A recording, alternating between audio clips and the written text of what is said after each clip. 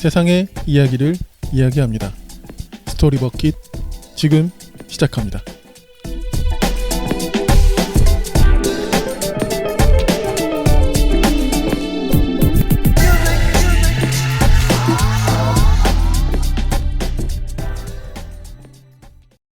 네, 안녕하세요. 불곰필입니다.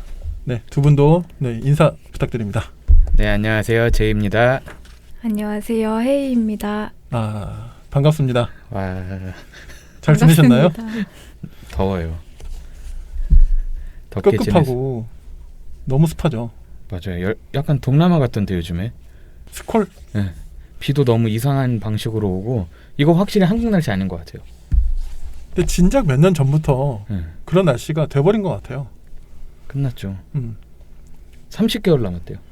뭐가요? 그 세계 기후 무슨 위원회에서 네. 다시 한번 전 세계 지구 온도 측정하고 했는데 30개월 안에 극단적으로 잡지 않으면 그냥 픽 포인트 그냥 지나가서 네. 그래서 그거 오늘 아침에 듣고 리뷰엉이 유튜브에서 듣고 다시 한번 날씨를 다시 약간 비판적으로 바라보게 됐어요. 너무 덥기도 하고 불쾌하고. 그러니까 기후로는 우리 그냥 망한 거 아니에요? 그런 생각 드는데 솔직히. 아니 30개월 안에 아주 극단적으로 이제 줄이면 가능할 수도 있다. 안 돼요. 아니 이제 망했어요 우리는. 근데 망했다고 보는 사람들이 많은 거는 대부분 국가들이 그럼 뭐 파리 조약이나 이런 거를 했는데 실제로 시행한 국가가 거의 한 두세 개도 안 될 정도로 시행이 제대로 안 돼서 사실 비관적으로 보긴 하죠. 그렇지만 과학적으로는 시간은 남았다. 30개월. 근데 실무적으로 과연 가능할까라는 의문은 있습니다.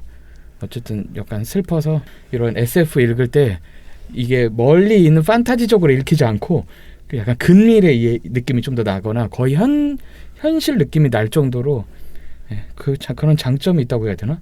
그렇게 여름을 보내고 있습니다. 아무튼 요즘 그러니까 제가 어렸을 때부터 겪었던 장마의 느낌이 아니라 진짜 동남아의 우기를 맞아. 경험하는 그런 느낌이에요. 그래서 엊그저께 제가 인스타에도 한번 올렸는데 그 월요일 화요일은 제가 우산을 진짜 열심히 가지고 다녔어요. 비가 안 오더라고요. 됐어 이제 됐다 해가지고 안 오겠다 해서 했는데 그날 바로 비가 와가지고 쫄딱 젖었습니다. 예측이 안 돼요. 기상청 예보도 보면 막 40%, 60%, 70% 막 이렇게 있는데 비가 안 오는 거예요. 사람들이 이거 가지고도 엄청 요즘 이야기를 많이 하더라고요. 뜻대로 되는 게 없어요. 네이버 날씨가 그나마 자세히 보기인가 비교하기 들어오면 4개까지 뜨거든요. 근데 소름 돋는 게 언제 날씨가 밝은데 비가 갑자기 내려가지고 뭐야 왜 얘네 거짓말했어. 그래서 들어갔더니 갑자기 바뀌었어. 바뀌어서 비 온다고. 그래서 이제 뭐 우산 들고 다녀야 될 것 같아요. 장마철에. 누가 그 당직처럼 서고 있는 거 아니에요? 바로 바꿔야지 욕먹으니까. 자, 저희 지난 방송 저희 어쨌든 처음으로 이제 같이 저희 셋이서 두 편을 해봤잖아요.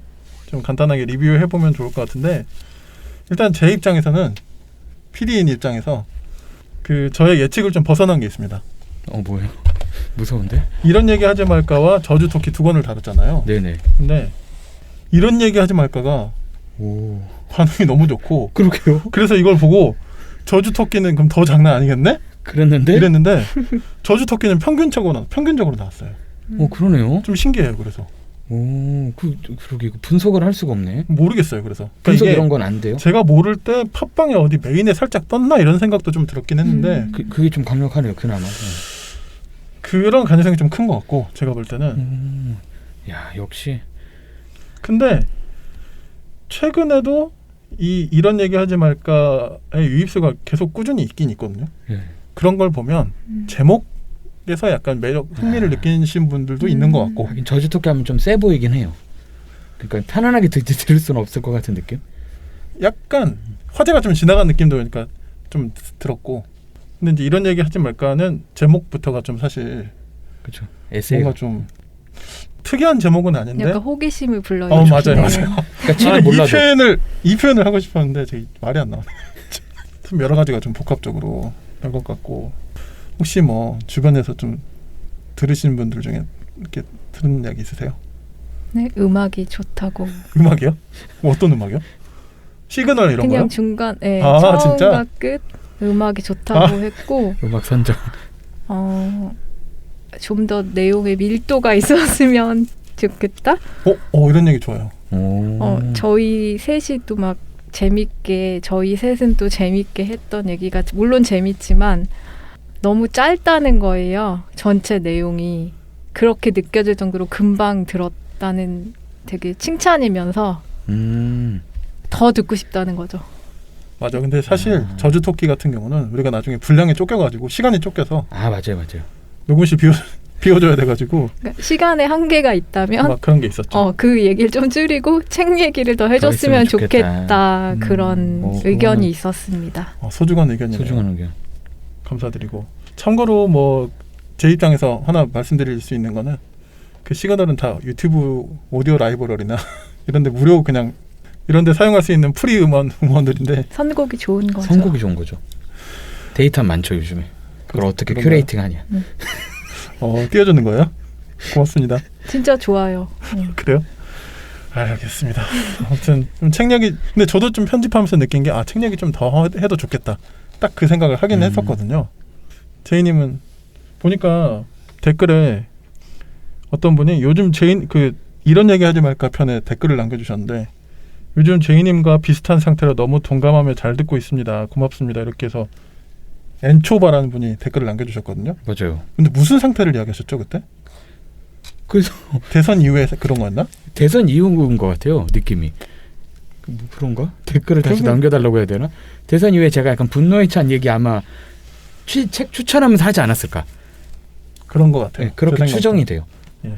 정확히는 모르는데 일단 만약에 뭔지 알려주세요 댓글로. 비슷한 상태? 마음의 상태라고 하셔서 근데 그때는 책 소개할 때 아마 제가 약간 분노에 찼었을 거고 책 얘기할 때는 약간 즐겁게 그래서 어떤 상태인지 모르겠네요.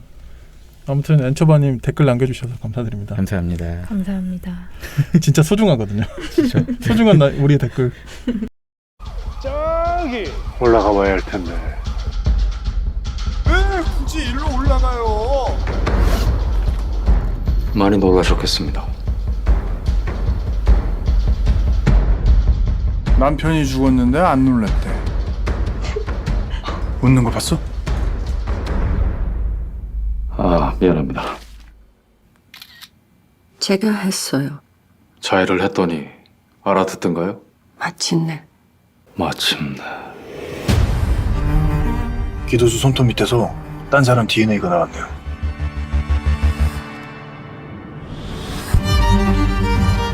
주아식 나가게 와.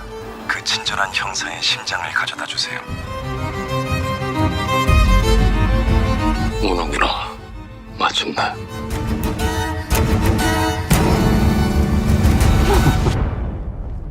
우리 일을 그렇게 말하지 말아요. 우리 일 무슨 일이? 내가 당신 집 앞에서 밤마다 서성인 일이요? 당신 생각났어요. 내가 그렇게 만만합니까?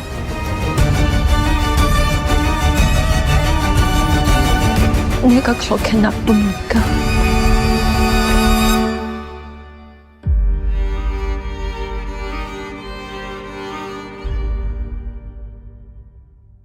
이 이야기를 제가 안 하고 넘어갈 수가 없어서 네.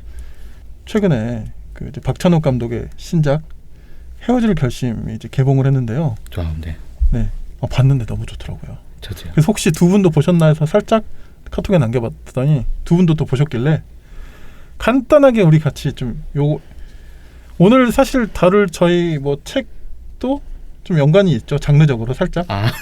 네네. 약간 한참 생각했어. 약간 잘 못 받아들이시는 것 같은데. 그래서 좀 간단하게 이야기해보면 어떨까 싶은데 제이님 어떠셨어요? 저는 뭐 그때 카톡에서 남겼지만 네. 이제 마블 안 보겠다.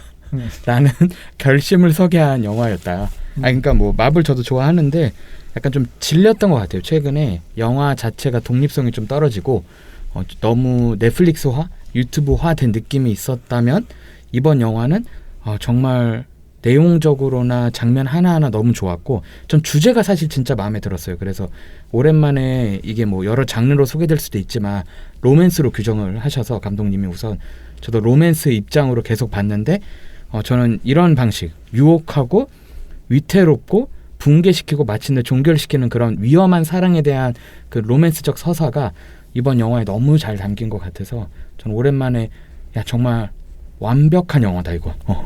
네, 그래서 올해의 영화는 당연하고요. 그냥 올해 정도가 아니라 박찬호 감독의 영화 중에서 제일 제가 좋아할 영화가 됐습니다.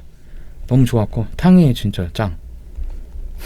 탕웨이 리스펙합니다. 네, 그리고 애플 짱. 애플이요? 거의 애플 기기가 어마어마하게 나옵니다. 그 애플워치로 녹음하고 그다음에 시리를 통해서 번역하고 그러네. 그다음에 그 애플 아이패드 프로로 이제 취재실에서 얘기하면서 화면을 보여주고 협찬 받았다고 들었어요. 아 그래요? 네, 협찬까지도 받았고. 네. 그러니까 저 보다가 이게 지금 애플 오리지널인가? 맞아요. 약간 그 뭐죠? 애플 메시지, 아이메시지. 아니 그 그런 것도 있고 그 애플 TV 실제로 오리지널 중에 김지훈 감독 작품이 있었어요. 거기에 진짜 애플 제품 많이 이렇게 딱 보이거든요.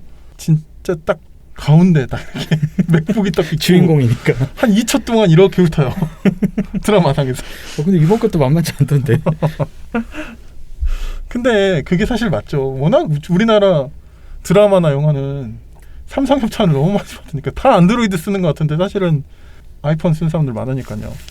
왜 이런 얘기를 하지? 아무튼 저도 참 이게 얼마 만에 만난 진짜 품격 있는 영화인가. 예, 그런 생각이 좀 들었었고 로맨스로 규정한다라고 하셨는데 정말 맞죠. 진짜 순도 높은 로맨스. 너무. 네. 미스터리로 살짝 그 블러핑을 하지만 사실은 진짜 순도 높은 사랑 영화 아닌가 그런 생각이 들었습니다. 혜인님은 혹시 어떻게 보셨어요? 저도 미스터리를 좋아하는데 그 미스터리와 로맨스가 만나면서 어떤 사랑의 본질을 좀 드러냈다고 깨닫게 해줬다고 생각이 들었거든요. 왜냐하면은 이제 처음에 이제 취조를 하고 그다음에 관찰을 하고 상대방을 탐구를 하고 응시를 하잖아요. 또 사진을 붙여놓고 그리고 하루 종일 생각하죠. 그 대상에 대해서 정말 범인일까 아닐까에 대해서. 그리고 만약에 이 문제가 해결이 되지 않은 미결 상태면 계속 마음에 품게 되잖아요. 한쪽. 네. 이런 모든 과정이 사실 사랑의 과정과 좀 유사하지 않나. 근데 그거를 너무 잘 이렇게 사랑에 빠지는 과정과 이 취조부터 사건이 해결되지 않는 그 상황까지 이렇게 합쳐서 보여줘서 저는 사실 로맨스뿐만이 아니라 삶을 사는 것 자체가 삶 자체가 미스터리라고 생각할 때가 많거든요. 삶의 순간마다 문제를 해결하면서 우리가 한 걸음 한 걸음 나아간다고 생각하거든요.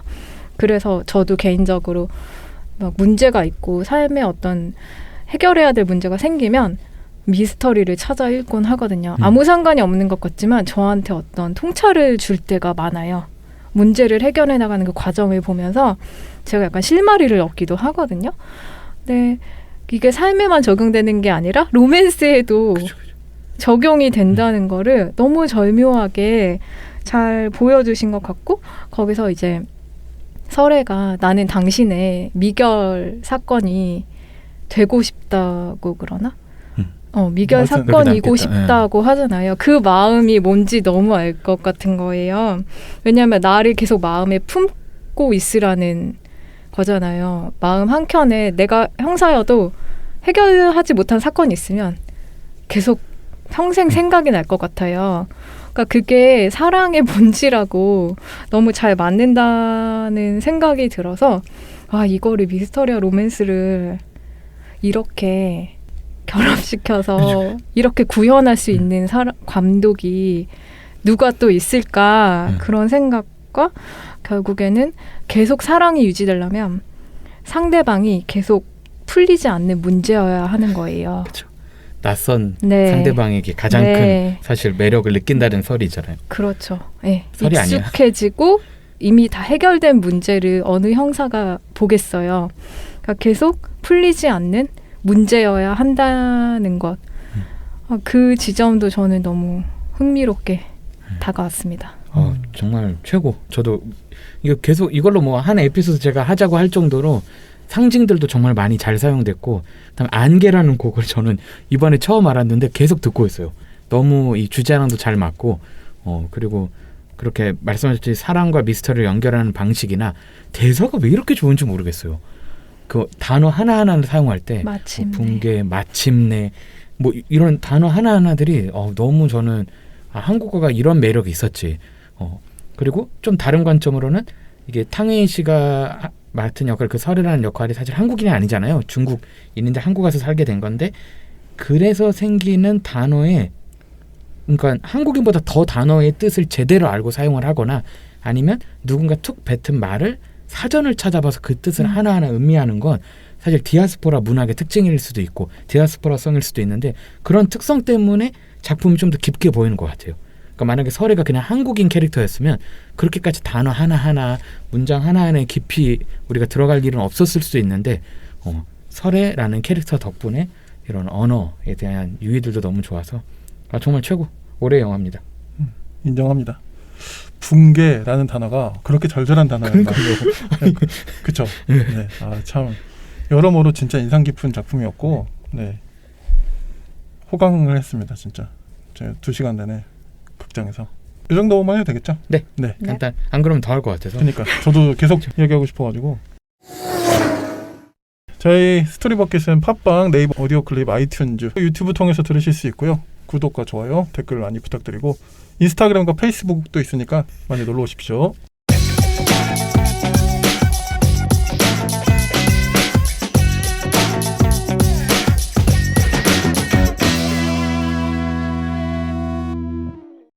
자, 다음 코너는 제2의 큐레이션. 오늘 좀 어떤 책 소개해 주실까요? 네, 제 큐레이션. 이번에는 현실 반영 100%로 해서 200% 하려다 참았고, 네, 현실을 반영한 책들을 한번 가져와 봤습니다. 현실을 반영한 책들. 네, 그래서 신간도 있고 구간도 있지만 큐레이션이니까, 네, 제가 마음에 드는 책들, 같이 생각해 보면 좋은 책들 3권만 우선 가져왔습니다. 우선은 첫 번째로 소개하고 싶은 책은 전쟁 일기라는 책입니다. 뭐 에세이로 보셔도 되고 그림도 같이 들어가서 그림 일기라고도 보실 수 있는데, 이 제목 그대로 전쟁 일기예요. 그래서 작가님이 우크라이나 작가님이십니다. 그래서 이현식 편집장님이 지금은 이제 이야기 장수라고 하는 출판사의 대표님이 되셨는데, 처음으로 이 출판사 만드시고 낸 책이 이 전쟁 일기라는 책이고, 이 책은 그 전쟁에서 이동 중에 그 작가님께서, 올가 작가님께서 그림을 그리시고 전쟁 가운데서 일기를 남기신 거예요. 그림 일기를. 그래서 그거를, 신기한 점은 이게 우크라이나어로 써졌는데 한국에서 최초 출간을 한 거죠, 번역해서.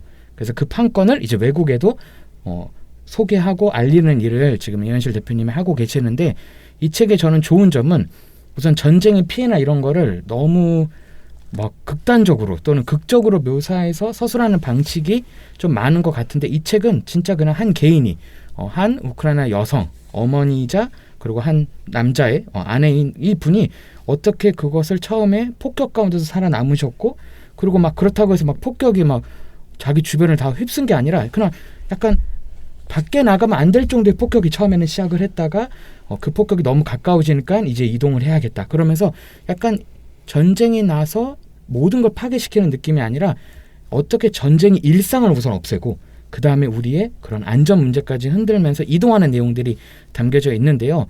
최근에 문학동네 플랫폼에서 북토크를 했는데 작가님이 그 얘기를 해주셨어요. 남편분이 다행히 건강히 지금 잘 지내고 있다. 왜냐하면 그 책만 읽었을 때는 남편분이 이제 전쟁에 참여를 당연히 참전을 하셔서 생사가 어떻게 되는지 모르겠다라는 부분이 있는데 다행히 지금도 건강히 계시다 그래서 되게 안도했는데, 이 책을 왜 가져왔냐면요. 사실 나온 지는 조금 된 책인데 최근에 트위터에서 한 사진을 봤습니다. 그 러시아군이 그 우크라이나 그 엄청나게 큰 경작지를 다 불태우고 있더라고요. 근데 그 장면이 진짜 약간 뭐랄까, 뭐 미얀마 사태도 그랬고 지금 전쟁과 폭력 가운데 어느 나라나 지역들은 처참히 파괴되고 있는데, 사실 요즘에 뉴스 이런 걸 통해서 너무 물가 얘기만 하는 것도 있고 사실은, 그리고 이런 사건들은 우리가 잊으면 안 될 것 같아서 아직도 계속되는 우크라이나 전쟁을 기억하고 싶은 마음에 이 전쟁 일기라는 책을 가져왔는데, 어제도 충격적인 일이 있었죠. 사실은 그 아베 총리가 암살당해서 실제로 죽어버렸잖아요. 아, 그렇죠. 예. 근데 저는 이런 게 약간 좀 무섭게 요즘을 좀 생각하게 되더라고요. 그래서 어떤 역사학자가 트위터에 남긴 건 그런 게 있었습니다. 1차 세계대전 직전 상태랑 너무 똑같다. 그래서 어떤 아주 한 나라의 거의 정치인이 지도자가 암살당해서 죽고 크고 작은 나라들의 분쟁들이 있고 물가가 안 잡히고 이런 거를 분석을 하면서 자기가 예언을 하는 게 아니라 우린 충분히 위기감을 느껴야 된다라는 말을 할 때 조금 이 전쟁 일기나 이런 걸 통해서 우리가 너무 그런 우리 주변에 아직 펼쳐지지 않았다고 잊었던 비극이 부메랑처럼 돌아와서 전 세계를 위험 가운데로 이끄는 건 아닐까라는 생각으로 전쟁 일기 가져와 봤습니다. 그 다음에 가져온 책은 보통 일베들의 시대라는 책입니다. 이거 올해의 책입니다. 너무 매운맛 책인데 한국 사회를 다시 생각하게 돼요. 다 보셨어요? 네. 오. 이 책의 부제는 혐오의 자유는 어디서 시작되는가? 여러분 이거 명저입니다. 우선 이 책은 사회학 책이에요. 그래서 사회학자가 우리나라의 이런 혐오 표현들에 대해서 연구를 하다가 어디까지 가셨냐면 일베에 대해서 공부를 하신 거죠. 스터디를 하신 건데 여기서 보면 이런 얘기들이 나와요. 우리나라의 혐오 문화에 대한 분석을 했는데 이거를 수치화시키고 언론이 어떻게 힘을 실어주는가도 분석을 하는데 그 중심에는 일베 문화가 있었다. 일베 커뮤니티가. 그리고 이들의 공통 분모가 여성 혐오와 능력주의라는 거. 그리고 최근에 한겨레 기상가 거기서는 이렇게도 얘기하셨습니다. 이준석이 된 이유이자 이준석의 지지자들을 분석을 하시면서 하는 말이 이준석은 잘 다듬어지고 제도화된 일베다. 그러니까 뭐 일베다라고 해서 근데 이분은 그렇게 얘기해 악마가 아니다. 근데 그들이 누리고 있고 그리고 하는 놀이 문화 자체가 여성 혐오와 능력주의와 비아냥거림, 비판, 혐오를 마치 너무 당연한 것처럼 여기는 게 있는데 그게 온라인 매체들이 늘어나면서 그들의 발언권을 주면서 권력화됐고 그걸 증명하는 몇 가지 계기가 있었다라고 하면서 분석을 하면서 이 책은 그러니까 일베 나빠로 끝나지 않고 일베만의 문제가 아니라 우리나라에 만연하게 퍼져 있는 혐오의 자유, 내 자유다, 내가 말도 못하냐라고 하는 게 사실은 그냥 우리 머릿속에서 발생된 게 아니라 우리 사회에서 계속 지금까지 쌓아온 특정 소수자에 대한 혐오 사상, 그 다음에 능력을 추구하고 사람들과 비교평가하는 그 모든 문화가 지금의 이 일베 현상과 혐오의 자유에 대한 이런 사람들의 갈망으로 이어졌다라는 분석을 해서 되게 매운데 그래도 우리의 현주소를 좀 알게 됩니다. 그리고 이 책은 또 약간 중반 지랑도 좀 강하게 얘기하는 건 다른 나라가 우리나라 같지 않다를 얘기해요. 우리나라가 갖고 있는 이런 표현들이 절대로 뭐 인터넷 세상은 다 그런 게 아니라 특별히 우리나라에서 전 세계랑 비교하면 거의 세계 상위권으로 나오는 아주 우리나라의 잘못된 문화라고 분석을 해주는 게 저는 되게 현실을 잘 반영해 주는 것 같아서 가져왔습니다. 재밌어요. 근데 우선 이 책을 제가 네. 그 서평 이번에 써야 될 책으로 골랐고 저도 다 읽어놨거든요. 네네. 일이 바빠져서 미리 읽어놔야 되겠지 쓸 수가 없을 것 같아서 저도 굉장히 인상 깊게 읽었고 그런 이야기를 해요. 기억나는 것 중에 인상 깊었던 것 중에 하나는 일베에 대한 분석으로 시작한 책이고 일베에 대한 이야기가 주 이야기이긴 하지만 그게 일본만의 문제 아까 방금 제이님 이야기하신 것처럼 일베만의 문제가 아니고 누리앱 이야기를 하죠.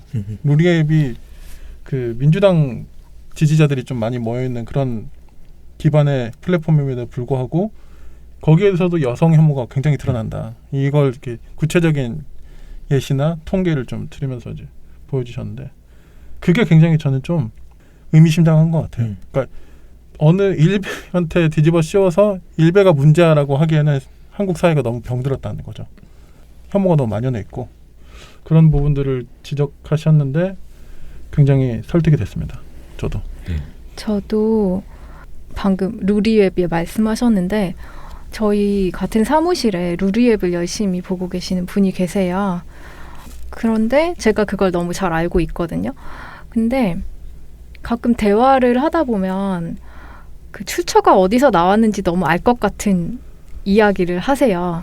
여성 혐오나 어떤 뭐 페미가 너무 문제 아니냐, 뭐 진보당이 왜 이렇게 된 것 같으냐, 페미 이슈를 너무 가지고 가서 이렇게 된 거 아니냐. 그런데 저는 약간 질문 형식으로 던지지만 제 정체성을 너무 잘 아시면서 약간 싸우자는 식으로 던지는 것 같아서 그렇게 기분이 좋지는 않은데 그 근거로 혹은 자기가 그런 생각을 하게 된 그런 바탕이 저는 그 커뮤니티, 온라인 커뮤니티인 거를 너무 느끼겠거든요. 그 근거들을. 그런데 그분만 그런 게 아니라 되게 많은 그냥 제 주변일 수도 있지만 남성들하고 대화할 때 어떤 문제를 제기하거나 사회 이슈를 보는 관점의 근거가 무슨 책이라던가 정말 무슨 심도 깊은 분석이라던가 이런 게 아니라 그렇죠. 네. 온라인 커뮤니티에서 하는 얘기를 근거로 하고 있구나. 그게 어느 순간부터 너무 눈에 보이는 거예요. 그러면서 뭐 클리앙이라던가 말해도 되죠. 네. 그럼요. 그런 커뮤니티에서 그래서 제가 정말 한 번은 찾아본 적도 있어요. 왜 저런 헛소리를 하는 거지? 그래서 진짜 한번 검색도 해보고 거기서 이런 논의가 있나? 있더라고요. 그래서 그냥 그들의 그 얄팍한 어떤 분석과 또 뭐 페미가 문제야, 뭐 사회, 우리 사회 이런 게 문제야라고 할 때 다 거기에서 근거를 가져오는구나. 저는 이런 심각성을 이제 보통 일배라는 말이 되게 마음에 와닿는 게 정말 일배만의 문제가 아니라 너무나 일반적으로 지금 많은 사람들의 세계관, 관점 이런 거를 지배하고 있구나. 이 커뮤니티들이 그런 생각을 그냥 생각이 아니라 피부로 항상 현실에서 많이 느꼈어요. 참 저도 그 인터넷 관련 분석하는 자료들을 보면 무서운 게 성인 사이트에 우리나라 기준으로 접속을 많이 하면 이것만 문제가 생기는 게 아니라 도박을 하게 돼요. 왜냐면 두 개가 광고를 같이 한대요. 그러니까 도박 사이트를 들어가도 성인물이 뜨고 성인물이 들어가면 도박 사이트 광고가 뜨는 거예요. 그러니까 자기도 모르게 클릭을 잘못해도 도박 사이트로 가거나 성인 사이트로 가게 되니까 이 두 개가 같은 문제로 연결이 되는데 저는 약간 이런 커뮤니티도 한 글을 본 게 문제로 끝나지 않죠. 한 글이 아니라 거기가 문화가 돼버리니까 계속해서 어떤 정치 사회 분석을 하는데 큰 맥락은 능력주의랑 여성 혐오랑 소수자 혐오가 있는 거예요. 그러니까 뭔 얘기를 해도 일정 부분이 맞을 수도 있어. 일정 부분이 또는 그 사건은 그게 맞을 수 있지만 그 문화 자체가 그런 식으로 자리를 잡았을 때 그거는 야 이건 아까 언급했던 불법 성인물이나 아니면 불법 도박 사이트에 들어가듯이 자기의 그런 소위 말하는 사고방식이 바뀌니까 저는 이거 진짜 무서운 것 같은데 우리나라가 네, 여기에 정말 큰 영향을 받고 있어서 정말 우리 같은 팟캐스트가 더 필요하다. 좋은 책을 읽고 분석하고 문해력을 키우고 비평하고 서로 논의하는 그런 게 필요한데 그래서 저도 최근에 이거 관련돼서 과학 관련된 이제 커뮤니티 책 보다가 신기한 게 뭐냐면 칼 세이건이나 이런 저명한 과학자들이 당대에 제일 많이 초청을 받았던 포럼이 그 창조론자들과 대화해야 돼요. 그러니까 국가에서도 막 돈을 지원을 해가지고 창조론과 대화를 한번 해보자. 교과서 채택 막 이런 얘기를 했는데 그들이 안 갔대요. 그래서 왜 안 가냐? 가면은 대화도 되고 좀 좋아지지 않냐? 너무 우리가 분열돼 있지 않냐라는 얘기를 했을 때 그쪽 과학자들이 뭐라고 얘기했냐면 우리랑 같이 발언을 하는 순간 그들이 마치 두 개가 공정하게 평가될 수 있다고 사람들이 생각한다. 우리는 그들이 과학이 아니라고 믿기 때문에 결코 그들과 한 자리에서 강연, 포럼 열지 않겠다가 전 필요한 것 같은데 우리나라는 이제 온라인 기사들 그 문화가 생기면서 얘네들한테 그러니까 마치 우리가 볼 때는 진짜 분석해서 막 뭐 시사인이든 한겨레든 이런 플랫폼에서 올라오는 온라인 기사나 출처를 알 수 없는 온라인 기사랑 똑같이 검색을 해서 클릭이 되니까 이걸 동등하게 보는 게 생기면서 우리의 소위 말하는 주관성, 객관성이 다 흐트러진 느낌이 들어서 약간 한국 사회 비평하는 책으로 이 책을 가져왔습니다. 생각할 게 많죠. 이 책으로도 한번 할 얘기가 있을 정도로 네, 가져온 책은 보통 일베들의 시대 5월의 봄에서 나왔습니다. 알겠습니다. 네, 그리고 마지막으로 가져온 책은 이것도 현실 반영 100%입니다. 네, 최근 로데웨이드 판결이 폐기되면서 네, 제가 가져온 책은요. 시녀 이야기 플러스 증언들을 가져왔습니다. 네, 마거렛 애트우드의 약간 SF 소설이라고 볼 수 있는데 이 책이 재미난 건 나온 지 거의 30여 년 정도 됐는데 트럼프 당선 직후에도 다시 베스트셀러 됐었고 그리고 최근에도 스물스물 순위가 올라가고 있고 해시태그에도 계속 인용이 됩니다. 결국에는 이 책은 디스토피아 얘기를 해요.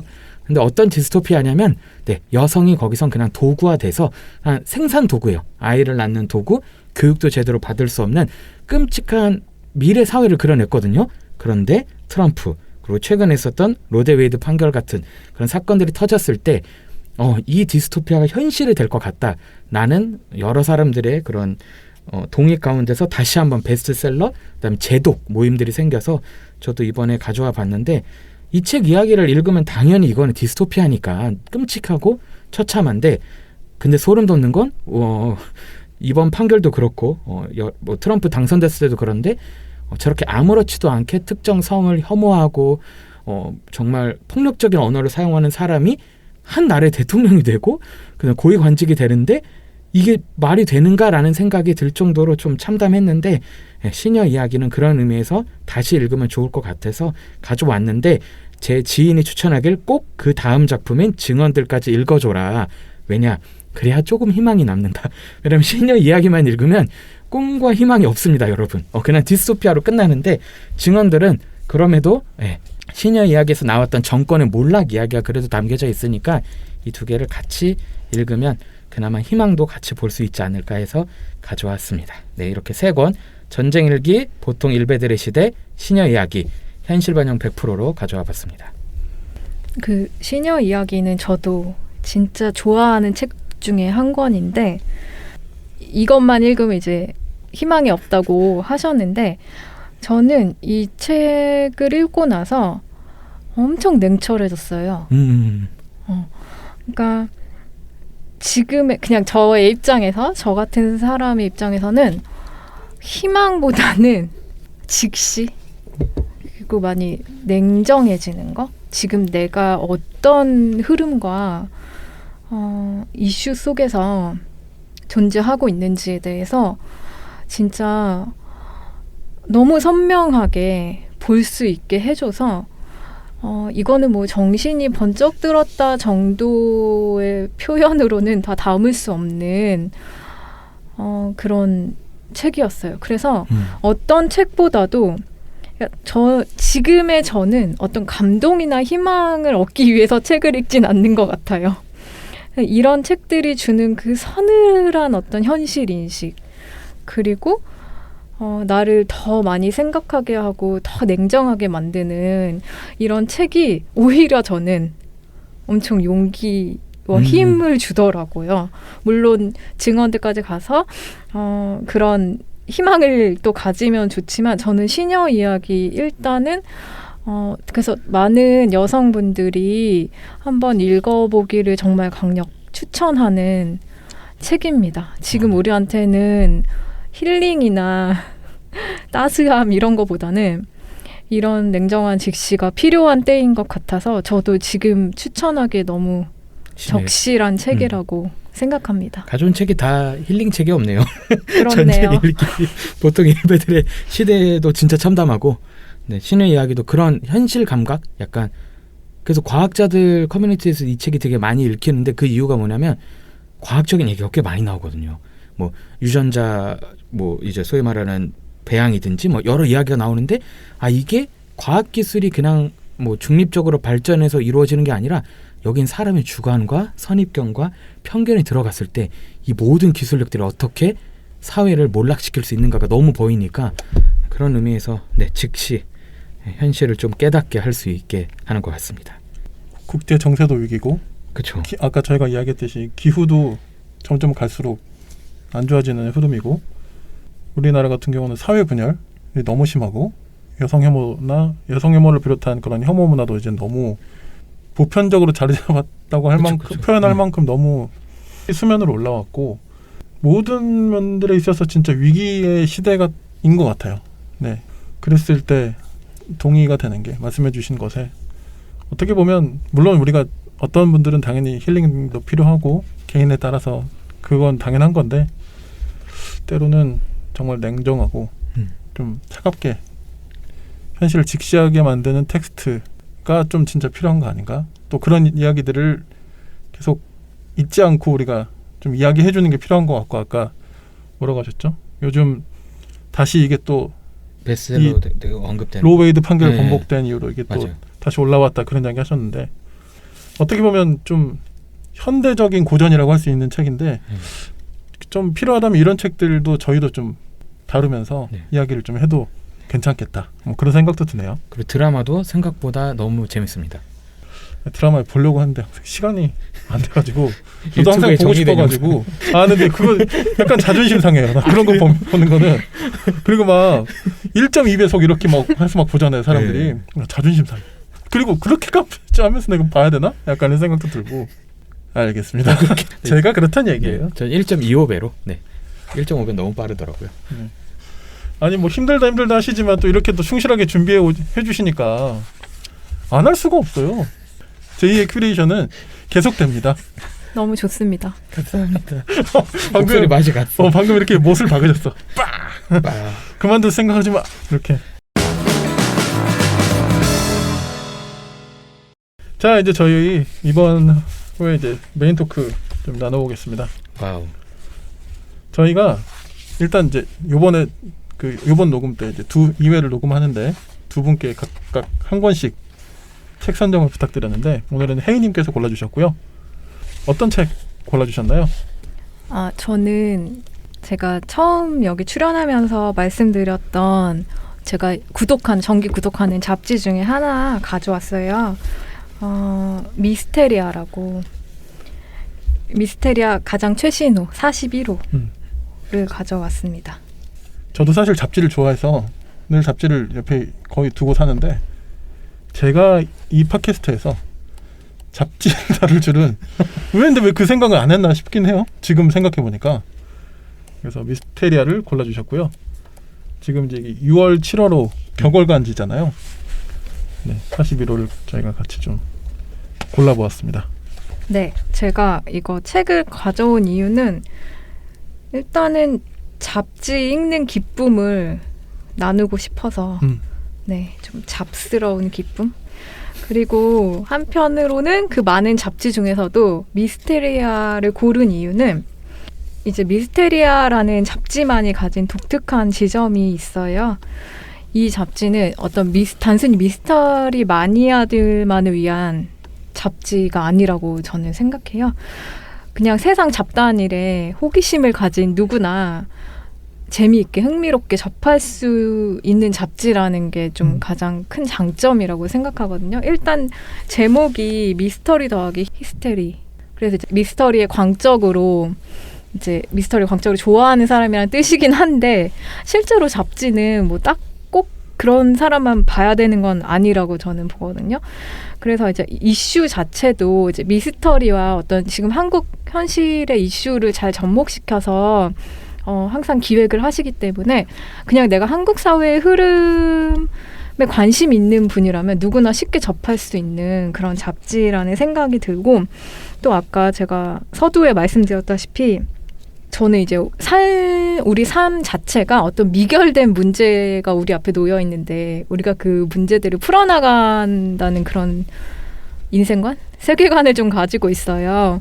그랬을 때 좋은 미스터리, 지금 현실 사회를 반영한 그리고 동시대의 미스터리를 좀 소개받고 함께 읽는 그런 의미에서 미스테리아 잡지가 또 저한테 많이 도움이 되어서 네, 그래서 한번 골라봤습니다. 처음에 사실 혜인님과 제가 한번 녹음이 엎어졌을 때가 있어요. 그때 해주신 이야기 중에 굉장히 인상 깊었던 이야기가 방금은 그렇게 자세하게 말씀 안 해주셨는데 좀 머리가 복잡하거나 하여튼 그런 때 가장 하시는 일이 중에 하나가 이런 미스터리 소설을 읽으신대요.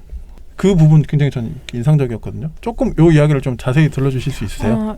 약간 좀 고전 미스터리는 문제가 발생하고 그 문제를 해결해 나가는 과정. 그래서 결국에는 문제가 해결되고 끝나잖아요. 그렇게 책이 완결되잖아요. 사실 우리 인생은 그렇게까지 깔끔하게 완결이 되지는 않지만 우리가 삶에서 어떤 다가오는 문제 하나하나들에 대하는 어떤 태도나 방식을 좀 배울 수가 있더라고요. 제가 그런 고전 미스터리를 읽다 보면. 그래서 나도 어떤 너무 나를 힘들게 하는 문제가 있으면 그 문제에 매몰되기보다는 좀 고전, 정통으로 이렇게 트릭을 푸는 그런 미스터리를 하나를 골라서 읽어요.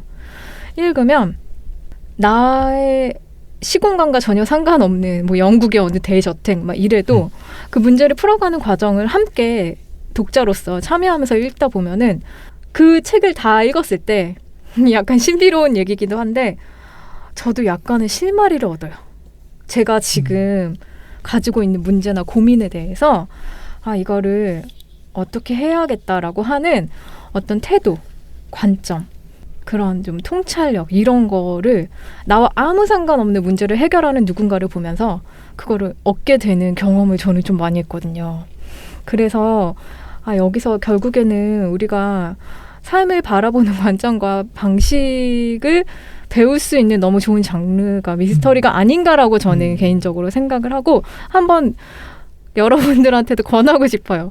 한번 나를 너무 힘들게 하는 어떤 문제가 나에게 다가왔을 때 좀 정통 미스터리를 한번 읽어보는 거예요. 문제를 해결해 나가는. 그랬을 때 만약에 그게 조직의 문제라고 하면 경찰 소설 좀 좋고요. 왜냐하면 이제 조직이 함께 수사를 해나가는 게 경찰 그런 소설이거든요. 그래서 조직폭력배가 나와서 아니 조직이 함께 어떤 논리적 자료를 가지고 문제를 해결해 나가는 과정이기 때문에 내가 만약에 조직 내에 어떤 문제를 가지고 있다라고 하면 그거 좀 추천드리고요. 그냥 좀 개인적인 문제다라고 하면 탐정 소설. 탐정은 혼자서 엄청 숙고하면서 그 문제를 풀잖아요. 그래서 약간 이렇게 조금 세분화해서 추천해드릴 수가 있는데 근데 진짜로 한번 해보세요. 그러면은 어떤 태도를 얻을 수가 있고 그게 지금의 내 삶의 문제를 직접적으로 해결해주는 무언가는 아니더라도 어떤 열쇠를 주거든요. 저는 많이 경험을 했어서 그 부분에 있어서 한번 이야기를 좀 드리고 싶네요. 한 권씩만 추천해 주세요. 약간 그나마 상대적으로 좀 그거 좋다. 얇고 입문하기 좋은 뭐 조직 관련 경찰 그 미스터리 하나, 개인 문제 있을 때 읽으면 좋은 게 탐정, 그렇죠? 수사. 그래서 그거 입문용으로 얇아야 되나요? 근데 얇지 않아도 상관없죠. 네. 일단은 저는 그 개인의 문제를 해결하는 정통 미스터리는 좀 에거서 크리스티가 추천하고 싶은데 이거는 진짜 너무 정답 같은 책인데 ABC 살인 사건이라고 이게 좀 제가 지금 말씀드린 어떤 문제를 해결해 나가는 방식을 좀 가장 직접적으로 좀 태도를 배울 수 있는 그런 가장 먼저 떠오르는 책이고 경찰 소설은 사실은 좀 되게 두꺼워서 제가 바로 이제 추천해드리고 싶은 게 육사라는 일본 미스터리예요. 지금 작가가 육사가 숫자 육사? 네, 숫자 육사. 이분도 되게 유명하신 분인데 요코야마 히데오의 육사라는 좀 두꺼운데 금방까지는 아니더라도 몰입해서 읽으실 수 있는 경찰 소설의 그리고 조직의 문제를 정말 엄청 잘 드러낸 경찰 조직 내부의 문제와 바깥의 문제를 함께 해결해 나가는 어떤 그 고군분투하는 그런 경찰의 이야기인데 이거랑 조금 더 얇은 거나 아니면은 조금 더 쉽게 읽을 수 있는 걸로는 제가 어저께까지 읽었던 로제나라고 이것도 제가 이제 헤어질 결심에도 나왔던 책인데 마르틴 베크 시리즈라고 이건 북유럽 미스터리예요. 근데 어떻게 보면 경찰 소설의 북유럽 미스터리의 약간 원조라고 볼 수 있는 마르틴 베크 시리즈 1권이에요. 로제나가. 그러네요. 네. 그런데 이것도 또한 경찰 조직에서 어떻게 서로 협력해가면서 문제를 해결해 나가는지 이런 거를 되게 잘 보여주는데 제가 로제나라는 그 1권 시리즈 1권을 읽으면서 되게 놀랐던 거는 어떻게 그 이제 작가 두 분이 커플이신데 그 작가분들이 스웨덴의 복지국가 스웨덴의 이면에 있는 빈곤과 사회 문제를 드러내고 싶어서 이 시리즈를 기획하신 거예요. 그래서 1권부터 그 문제의식이 정말 적나라하게 드러나는데 저는 그 책을 다 읽었을 때 깜짝 놀랐던 건 어쩜 지금 우리 사회 사회 문제 제가 뭐 스포를 할 수는 없으니까 읽어보시면 어떻게 문제가 너무 비슷한 거예요. 네, 사회 문제가. 그래서 지금 우리가 약간 스포일 수도 있지만 앞에서 우리가 얘기한 많은 주제들이 그 사건에 얽혀 있습니다. 그렇군요. 네. 그래서 그거 한번 추천하고 싶습니다. 좋습니다. 그 실제로 박찬욱 감독님이 그리고 그 헤어질 결심에서 박해일 그 캐릭터를 마르틴 백을 통해서 그렇습니다. 이렇게 그 영감을 받았다 그런 이야기 하시더라고요. 처음에는 그 혜인님이 이 이야기를 저한테 들려주셨을 때 무슨 얘기일까 좀 생각을 해봤었는데 저는 이제 책에서는 그런 경험이 잘 기억이 안 나고 영화 중에 그 암수살인이라는 영화가 있어요. 그 김윤석 배우님이랑 주지훈. 맞죠? 네. 그런데 그 영화를 보면서 제가 조금 비슷한 경험을 그나마 좀 했던 것 같아요. 왜냐하면 그 수사하는 태도가 진짜 전공법이고 네. 그 성실한 탐문을 하고 마지막에 피해자에 대한 존엄을 지키는 그 수사 태도에 대해서 굉장히 제가 좀 그 인상적으로 봤던 영화였거든요. 그게 비슷한 게 아닌가 좀 그런 생각은 좀 들긴 했는데 네. 이런 면으로 보니까 미스테리를 읽는 그 매력이 그러게요. 굉장히 좀 이렇게 소개한 건 처음 들었어요. 약간 매니아틱한 설명들은 많았는데 충분히 육사, 에거서 ABC 살인사건, 로제나 그렇게 따지면 푸아로도 약간 좀 그런 탐정 약간 좀 품격 있는 탐정의 어떤 반열에 들어갈 것 같아요. 그렇죠? 네, 그분은 탐정이시고 그 마르틴 베크는 그쵸, 이제 경찰이고.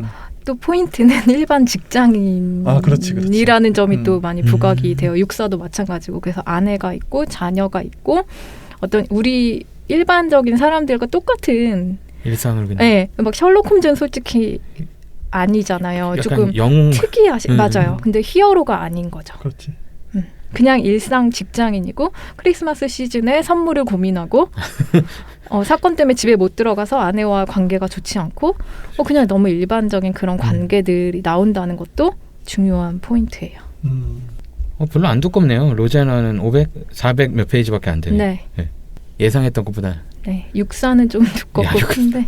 제이님은 좀 미스테리아에 대해서 이번에 사셨다고 네네네. 구독은 하진 않은 현재 구독 중이시진 않지만 구독을 1년에 한 번 뽑는 것 같은데 제가 메일도 보내는데 답장 누가요? 그 출판사에 갤럭시를? 네, 메일을 보내는데 아직 답장이 없고 그리고 보니까 그 구독을 약간 1년 단위로 끊어서 계속 되더라고요. 그래서 지금은 칸을 못 눌러요. 구독을. 그러니까 개별로는 살 수 있는데 그래가지고 구독은 아직 못했고요. 그 무슨 말인지 알아요? 그 9월인가 보면 그죠. 그 정기 구독 갱신을 해주거든요. 네, 맞아요. 근데 모든 사람들이 구독을 해야 될 때 그 타이밍에 해야 되는 건지는 몰랐네요.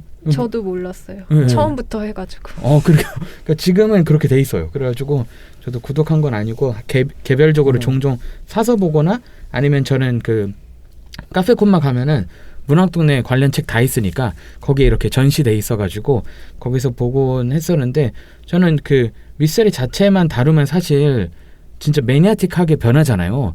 근데 이거를 약간 특정 주제를 이어붙이는 방식이 저도 재밌어서 그때 뭐 건축물 관련된 거 22호가 아마 건축물과 미스터리였을 거고 그다음에 21호가 제이스 본하고 막 CIA 막 얘기 나오면서 약간 미국 첩보물 가져오고 그거랑 이제 미스터리 주제 같은 것들 해설해 주는 것들이 재밌어가지고 그렇게 주제별로 종종 뽑아서 봤고 그다음에 그 40호 여고에서 괴담 많이 일어나는 것들이랑 가져오신 거. 그래서 약간 저는 건축물 막 이런 고딕 소설 좋아하니까 막 그런 데서 반영돼서 저도 좋아하는 주제는 종종 봤었어요. 그래서 이렇게 컨셉도 어떻게 보면은 확고한 거잖아요. 다른 거랑 쉽게 섞지 않겠다 하고 정말 특정 독자들이 원하고 그리고 사실 바랬던 큐레이팅을 해주는 느낌이어서 저도 구독하려다가 아직은 못한 재밌게 읽었어요. 저도 이번에. 저는 20대 초반에 시내 21에 좀 미쳐 있었거든요. 그때 그 느낌을 주는 거의 유일한 잡지 같아요. 그러니까 이게 시내 21하고 뭐가 닮았다 그런 얘기를 하는 게 아니고 그냥 그때 제가 몰입했던 그런 느낌을 주는 잡지랄까? 네, 저는 그래서 좀 이 미스테리아를 계속 저도 지금 구독을 하는 것 같고 그리고 좀 뭐 약간 잡스러운 이야기일 수도 있지만 근데 뭐 잡지에 이런 이야기가 중요하니까 책꽂이에 안 꽂아놓고 1권부터 쌓아놨어요. 되게 예뻐요. 그리고 1권부터 쌓아놨다고? 동감되시죠? 진짜 뿌듯합니다. 내가 이걸 1호에서 41호까지 다 가지고 있다는 것에. 저도. 그건 난 가질 수가 없네 그거를. 가질 수 없죠. 사시겠어요? 아니 갑자기 권당 3만 원 어때? 권당 3만. 값이 올라갔네. 농담이고요. 아무튼 네.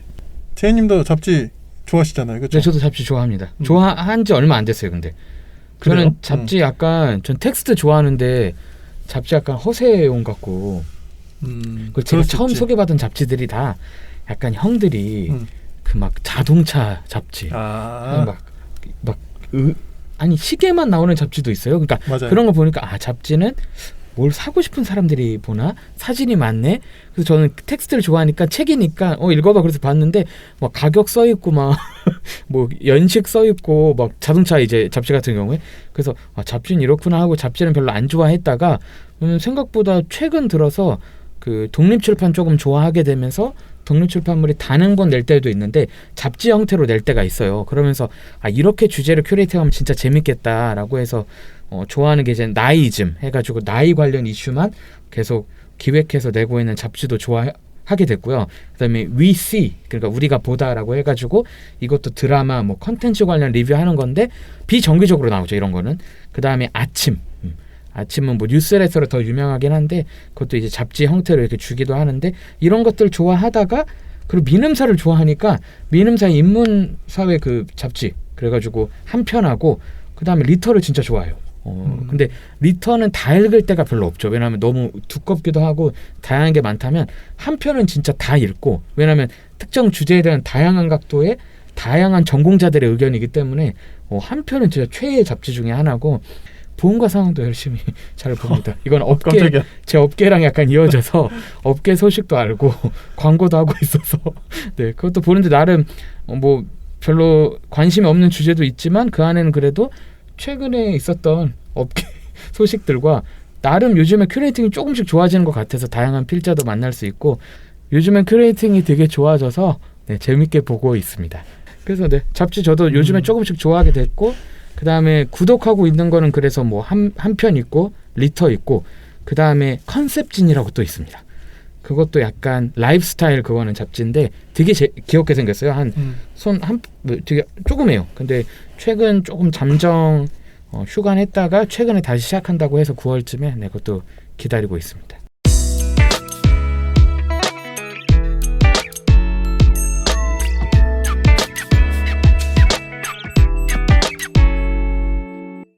미스테리아의 매력에 대해서 조금 더 깊이 있게 이야기해보면 좋을 것 같은데 저는 일단 그런 생각이 좀 들어요. 장르의 부흥이 오기 전에 미리 도달해버린 약간 갑자기 찾아온 미래 막 약간 느낌 그런 느낌. 그만큼 이제 저는 앞서간다는 측면에서 이야기를 한 거고요. 잡지로서의 가치 그리고 뭐 저는 김영원 편집장이 굉장히 중요하다. 진짜 사실 프레시안 때부터 저는 굉장히 그분의 글을 즐겨 읽었었고 잡지에 있어서 역량 있는 편집장이 진짜 얼마나 중요한가 그런 생각을 좀 늘 보면서 하곤 합니다. 그 제가 그 저희 그 콘티에도 보면 밑에 아마 보셨을 것 같은데 문학동네 유튜브 채널에 미스테리아 그 제작기를 담은 영상이 있거든요. 그것도 나중에 뭐 들으시는 분들도 네네. 한번 찾아서 보시면 굉장히 재밌습니다. 되게 재밌게 많이 얘기하시더라고요. 다양하게 제작 과정이 너무 재밌었어요. 저는 이게 단순히 미스터리 장르를 소개하는 것에서 끝나지 않고 여기서 사람과 사회를 끌어내는 거. 그러니까 어떤 게 먼저인지 모르겠어요. 미스터리를 먼저 정하고 지금 우리 시대를 끌어내는 건지 우리 시대를 보고 아마 그게 쌍방향으로 이루어지는 것 같은데 우리 시대를 보고 이 미스터리의 어떤 주제들을 정하는 건지 그게 동시에 이루어지는 게 좀 인상 깊고 어쨌든 저도 미스터리 자체도 좋아하지만 우리 사회에 대한 분석도 늘 목마르거든요. 알고 싶고 내가 지금 느끼고 있는 이런 흐름이 맞는 건가? 어떤 알고 싶거든요. 그런데 그런 것들을 들여다볼 수 있는 기획이 또 많고 아까 우리가 얘기했다시피 또 여성 혐오가 되게 만연한 시대잖아요. 그런 시대라고 했을 때 아까 말씀해주신 40호 같은 것도 여성 혐오를 주제로 그리고 학교라는 게 또 한국 사회에서 되게 중요한 어떤 제도권 속에 있는 그런 제도잖아요. 학교에 왜 괴담이 생기고 공포 미스터리가 생기는지에 대한 그런 이야기들은 되게 시의적절하고 중요한 이야기라고 생각해요. 그리고 그런 여성 혐오와 연결해서 왜 괴담은 여고에만 있는가 이런 질문 되게 중요하다고 생각하거든요. 그래서 가령 40호만 봐도 지금 한국 사회를 들여다볼 수 있는 좋은 기획들이 있는 잡지다. 이게 또 매력인 것 같아요. 그리고 이 장르만이 가진 고유의 그 고발하는 그 사회를 고발하는 거, 분석하는 거, 그리고 어떤 소외된 사람들이 어떻게 희생이 되는지, 사회에서 어떻게 이런 범죄의 대상이 되는지 이런 것들을 분석해낼 수 있는 장르가 미스터리라는 거를 마침내 알게 해주는 마침내 알게 해주는 너무 잘 드러내는 그런 장이 되는 것 같아요. 콘티에도 이제 마침내에다가 큰 따옴표를 해주셨는데 맞아, 인용이죠 이거. 우리가 당분간 앞으로 헤어질 글씨를 본 사람들이면 마침내, 붕괴, 미결 이런 단어는 계속 뭔가 미결. 신경이 쓰일 것 같아요. 숙제가 그죠? 미결이 됐어. 네. 저는 약간 이런 장르물이 한 10년 전에는 약간 천대받은 게 있었고 확실히. 근데 지금은 사실 SF도 그렇고 뭐 판타지도 그렇고 이런 뭐 미스테리도 그렇고 여러 영역에서 이제 장르물, 그러니까 뭐가 주류 문학인가라는 논쟁이 거의 사그라질 정도로 이런 장르 특색이 있어야만, 그러니까 뭐 젊은 작가성을 탔는데 알고 봤더니 장르 색이 없는 걸 찾는 게 어려울 정도로 이제는 너무 만연해졌는데 전 이게 되게 좋아 보이고요. 약간 막 순문학이다 막 이런 표현도 사실 안 좋아했었는데 요즘 들어서는 그냥 어떤 사회나 자기가 하고 싶은 얘기를 그냥 뭐 에세이 형식으로 하는 방식도 있겠지만 특정 장르의 문법에 따라서 그리고 거기서 변칙을 주면서 이야기하는 게 저는 필요하다고 생각하는데 미스테리아는 그런 점에서는 이미 선점하고 있죠. 그 영역을. 그래서 저는 좋은 게 약간 이게 사실 미스터리 하면은 제가 아까도 얘기했듯이 약간 매니아틱하게 보일 수 있는데 이 주제를 계속 확장하면서 근데 장르 나름의 충실성을 잃어버리질 않으니까 약간 저한테는 장르물이 가야 될, 그리고 지금 그러니까 장르물의 현재이자 그냥 앞으로 계속 이게 유지될 수 있는 생명력을 보여주는 것 같아요. 왜냐하면 그 장르의 서사가 자꾸 재구성될 수 있어야만 사실 그 장르든지 이야기가 살아남는데, 그런 의미에서는 아까 얘기했듯이 막 이게 막 여고 괴담 이야기들과 연결되고 건축하고 이어지고 우리 사회에 있는 문제들을 막 드러내는 방식으로 이어질 때 이게 하는 렌즈를 제공한다는 관점에서, 근데 그게 가르치려는 말투가 아니라 그냥 너도 이거 좋아하지? 근데 이렇게도 볼 수 있어라는 거 계속 제안해 주니까 좋았고, 저는 그리고 이 장르의 특징 중에서 제일 좋아하는 게 민낯이 막 드러나는데 대부분 그게 좋아 보이는 사람들 또는 사람들이 막 존경하는 사람들의 민낯이 막 고발되는 형태가 아무래도 이 장르의 약간 본성 중에 하나여서 되게 재밌는 작품이자 그거를 모아서 소개해 주니까 되게 구독하고 싶습니다. 구독을 지금 할 수 없어. 그러니까 이 미스터리와 인문학적인 요소 또 사회파적인 요소들을 일종의 덕후의 관점과 언어 그런 포맷으로 전해주는 거잖아요. 그러니까 이게 문턱이 훨씬 낮은 것 같고, 네. 그러니까도 그렇기 때문에 좀 보편성을 획득하는 거 아닌가, 그런 생각이 좀 저도 듭니다. 41호 이야기를 저희가 하기로 했으니까 각자 41호에서 각자 좀 인상 깊게 봤던 각자의 픽을 하나씩 좀 뭐 한두 가지씩 얘기해 보면 어떨까요? 일단 저는 저부터 그냥 얘기하자면 서미애 작가님이 그 프랑스 리옹에 있는, 전 이런 게 있는지도 당연히 몰랐죠. 추리문학 축제에 그 참가기를 써주셨는데 일단 그 글 자체가 너무 재밌기도 한데 추리문학을 가지고 이렇게 일종의 도서전을 한 거잖아요. 쉽게 말하면 축제를 한 거잖아요. 근데 이렇게 풍성하게 하고 이렇게 사람들이 열성적으로 참여하고 반응이 좋다는 게 굉장히 신기했고, 그러니까 그 작가님도 그게 굉장히 부럽다라는 그 감정이 느껴지더라고요. 작가님의 그 부러움이. 그 참가한 프랑스인들을 보면서. 그리고 한 10몇 년 전만 해도 생각도 못할 일들인데 유럽인들이 아시아권의 작가의 작품을 자기네 언어로 읽고 팬이 되는, 이런 현상들은 참 세상이 많이 변하긴 변했구나, 격세지감이다, 이런 생각도 좀 하게 됐고, 네. 저는 이 글을 그냥 재밌게 읽었습니다. 저는 여기서 약간 메인적으로 다루어지는 누가 도서관에 불을 질렀나 해가지고 에코와 보르헤스 얘기 엮어가지고 약간 재미나게 이 둘 사이에 엉켜있는 이야기, 그 다음에 장미의 이름하고 바벨의 도서관, 이제 작품 해설들을 조금 연결시킨 내용들이 너무 재밌었던 게, 저는 우선 두 명 다 좋아하는 작가인데 이어본 적은 없었고요. 그리고 특별히 움베르토 에코의 장미의 이름 너무 좋아하는 작품이고, 약간 책을 좋아하는 사람이 이 책을 어떻게 싫어할까라고 들 정도로 막 책에 대한 사랑, 고전에 대한 이야기들이 당연히 그 배경에 깔려 있는데 이 둘에 얽혀 있는 그 에피소드들이 재밌었어요. 그래서 사실 에코가 의도했다 하더라고요. 보르헤스의 그런 뭐 등장인물 이름들이나 이런 거를 약간 오마주 형태로 가져왔는데 문제는 뭐냐면 사람들한테 보르헤스가 당연히 더 고전적으로 유명하니까 자꾸 장르 이름이 안 떠오르고 사람들이 바벨의 도서관 잘 읽었다 그러고 약간 umberto 에코한테 이런 식으로 얘기하는 게 있어서 그런 에피소드들이 웃기면서도 이 안에서 다뤄지고 있는 특별히 그 장르의 이름에서 나오는 그 도서관의 존재, 그다음에 그 어떻게 건축학적으로 만들어졌고 그 안에서 막 이 미스터리가 계속 생기잖아요. 살인사건이. 그리고 그 중심에는 우리에겐 없는 그 아리스토텔레스의 그런 작품들도 나오는 게 저는 워낙 좋아하는 이 장르의 이름 작품, 그다음에 보르헤스랑 연결되는 게 이런 게 저는 좋은 것 같아요. 그러니까 이런 거는 사실 단독 작품을 읽어서 나오는 인사이트가 아니잖아요. 그래서 이런 기획을 해서 기사를 딱 쓰고 연결시키는 그런 시도들에서 매력을 느꼈던 것 같은데, 이 주제는 약간 그 바벨의 도서관도 약간 세상을 도서관처럼 막 묘사하는 장면들도 많이 나오고, 장미의 이름의 그 도서관은 세상에 온전한 지식이 쌓여있는 거의 최고이자 최후의 도서관처럼 묘사가 되는 게 있는데, 그런 것들이 이어져서 이제 재밌게 읽었습니다. 이 두 작가가 나와서 싫어할 수가 없었던 파트였고 이거부터 펼쳐서 봤죠. 네. 네. 장미의 이름 너무 좋아해서, 그리고 저는 중세를 좋아해서 중세학 막 이런 관련 책들 막 모으는데 umberto 에코가 또 나옵니다. 거기서도.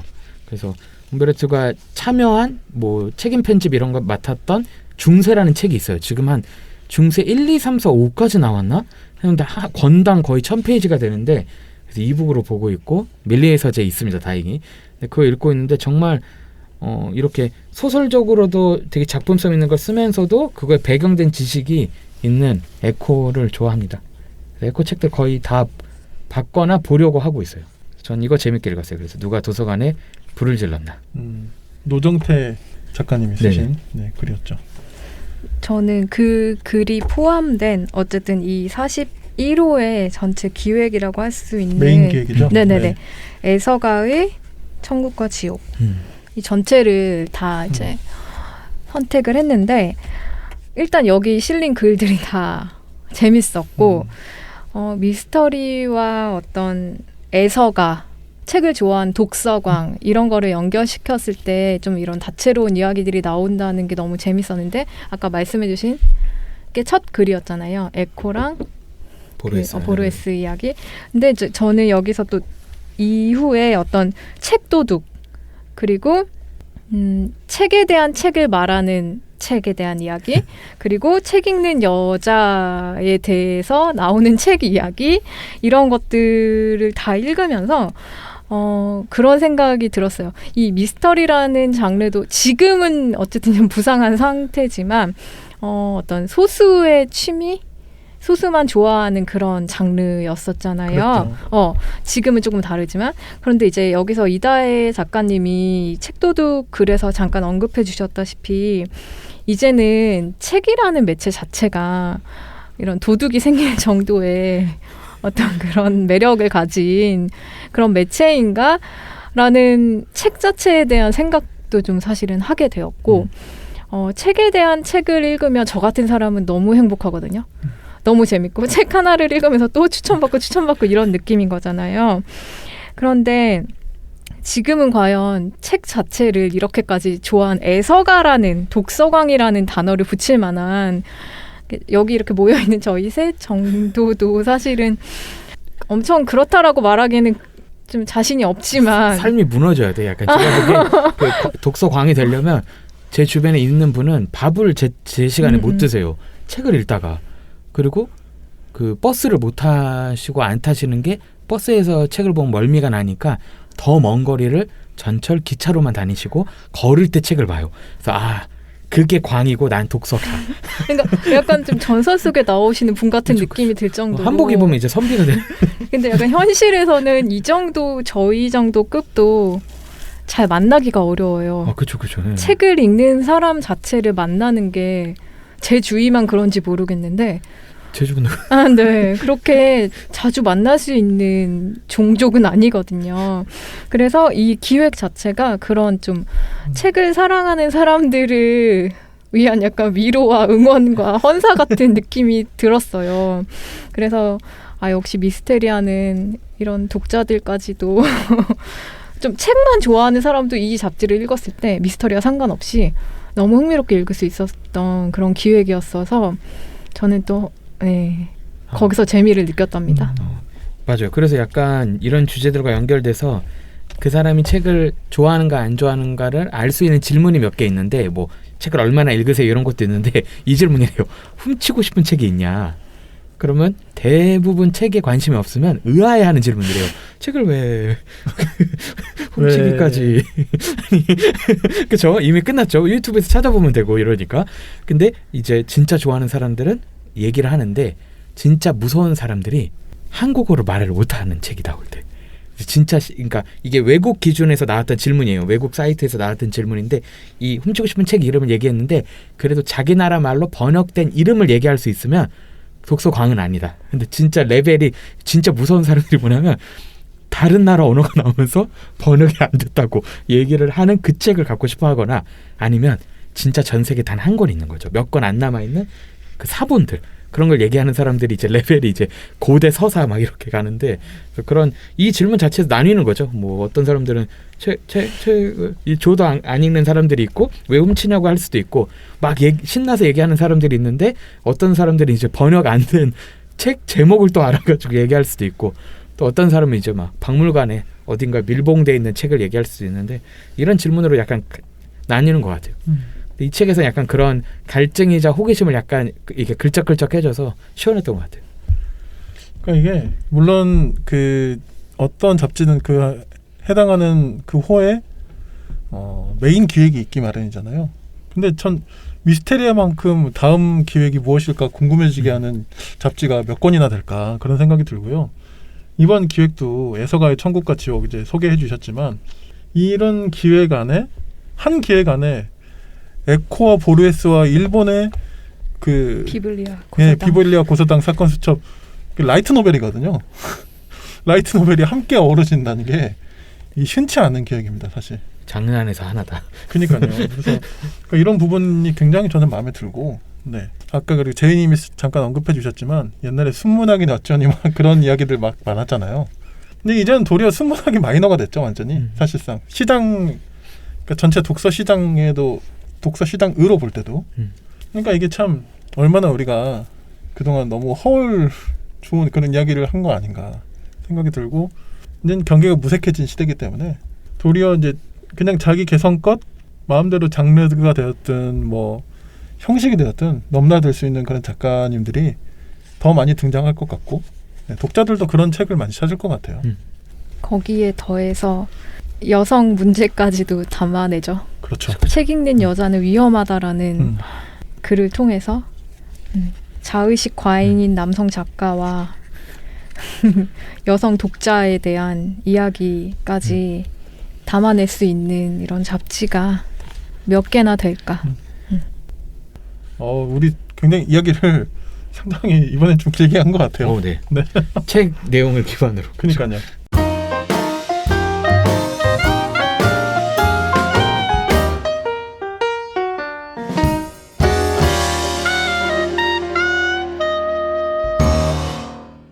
네, 이렇게 저희가 오늘은 특별하게 단행본이 아닌 잡지를 골라봤고요. 미스테리아를 골라봤고 그중에 이제 최신호인 41호 이야기까지 나눠봤는데요. 이렇게 단행본이 아닌 잡지를 다루는 케이스가 그렇게 많지 않을 거기 때문에 혹시 이 엘릭시르 측에서 이걸 알게 되신다면 저희에게 좀 감사의 표시 그만할까요? 좀 너무 그래? 표시만 하겠다. 표시. 죄송합니다. 감사. 그냥 기억. 응 그래? 이렇게 저희가 할 이야기가 많고 뭐 재미 있을 것 같으면 뭐 잡지든 단행본이든 상관없이 뭐 이야기하는 건 참 좋은 것 같아요. 저도 참 즐거운 시간이었고요. 네, 그래서 또 다음 주에 다음 회차에 다음 주가 안 될 수도 있어. 다음 회차에 또 저희가 재밌는 이야기로 또 돌아오도록 하겠습니다. 오늘 두 분 수고 많으셨습니다. 수고 많으셨습니다. 감사합니다.